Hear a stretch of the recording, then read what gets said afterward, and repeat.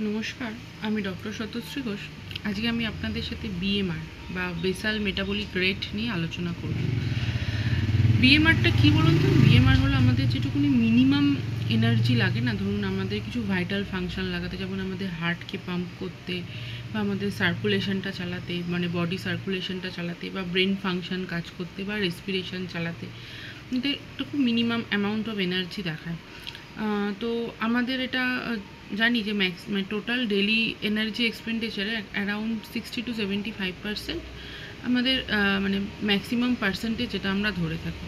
তো BMR measurement আমরা কিভাবে করি? একটা হচ্ছে পোস্ট অ্যাবজর্পটিভ টেস্ট, একটা হচ্ছে মানে যেটা ধরুন যদি 12 ঘন্টা যদি আপনি যখন কোনো ফুড মানে খাবার দাবার কোনো কিছু কনজিউম করেন না, আর একটা ধরুন বিএমআর মেজারমেন্টের আগে মানে 12 ঘন্টা কোনো ফিজিক্যাল অ্যাক্টিভিটি আপনি করবেন না।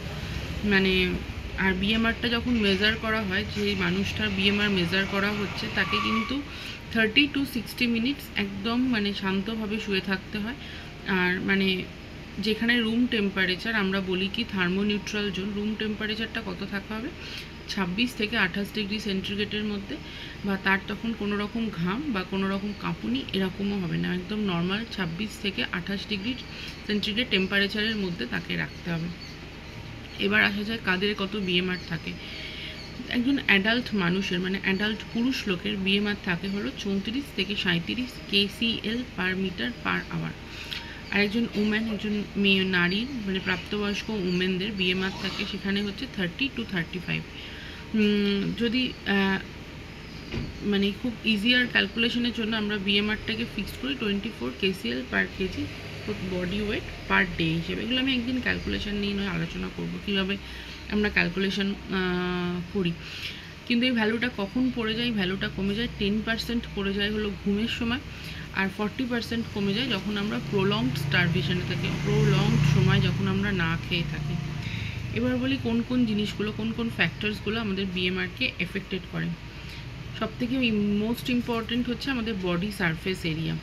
বডি সারফেস এরিয়া মানে ধরুন আমাদের একটা ল আছে, আমরা বলি রুবনার্স ল বলে, যেটা বলছে কি বডি সারফেস এরিয়ার থেকেও আমাদের বডি মাসটা, মানে এটাকে আমরা বলি সারফেস ল অফ মেটাবলিজম, যেটা আরও বেশি এফেক্ট করে।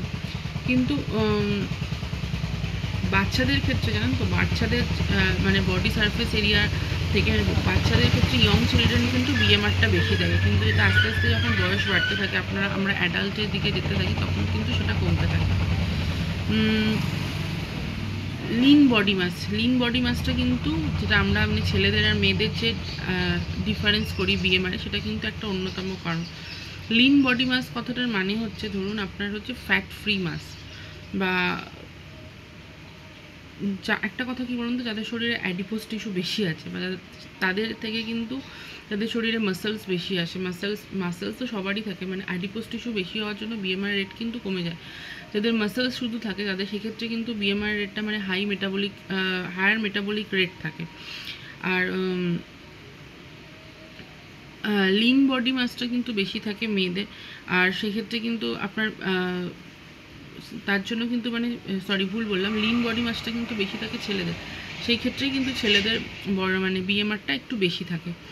এবার যদি বলি কি বিএমআর আমাদের কোন হরমোন থেকে এফেক্ট করা হয়, হরমোন থেকে এফেক্ট করা হয় বলতে আমাদের থাইরয়েড হরমোন আছে। থাইরয়েড হরমোন একটা সিঙ্গেল ইম্পর্টেন্ট হরমোন যেটা আমাদের বিএমআরকে এফেক্ট করে।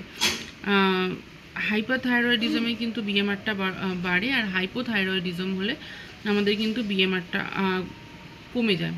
আর আমাদের যেটা মেল সেক্স হরমোন যেটা টেস্টোস্টেরন, সেটা কিন্তু আমাদের মেটাবলিক রেটকে ইনক্রিজ করে। গ্রোথ হরমোন যেটা, সেটা আমাদের মেটাবলিক রেটকে ইনক্রিজ করে।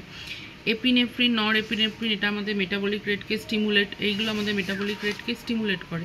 আর ধরুন ঘুমানোর সময়, স্লিপের সময় কিন্তু আপনাদের মেটাবলিক রেট প্রায় 10-15% বিলো নর্মালে নেমে আছে। জ্বরের সময় যখন আমাদের জ্বর আসে, মানে 10 ডিগ্রি টেম্পারেচার রাইজ হতে থাকলে মানে কেমিক্যাল রিয়াকশান এত হয় যে অ্যাভারেজ মানে 120% মানে বিএমআর রেটটা কিন্তু বাড়তে থাকে।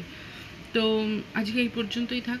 বিএমআর নিয়ে আরও অনেক কথা আলোচনা করার আছে, কীভাবে ক্যালকুলেট করবো, কী করবো। ভিডিওটা কেমন লাগলো আপনারা অবশ্যই জানাবেন। সবাই ভালো থাকবেন, নমস্কার।